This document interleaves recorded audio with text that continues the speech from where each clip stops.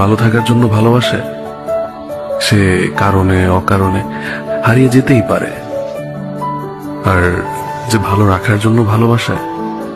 সে হাজার কষ্ট স্বীকার করেও পাশে থাকবে। फिर अगर मुझे तू कभी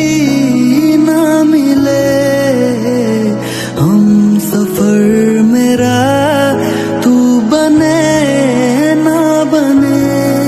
फासलों से मेरा प्यार हो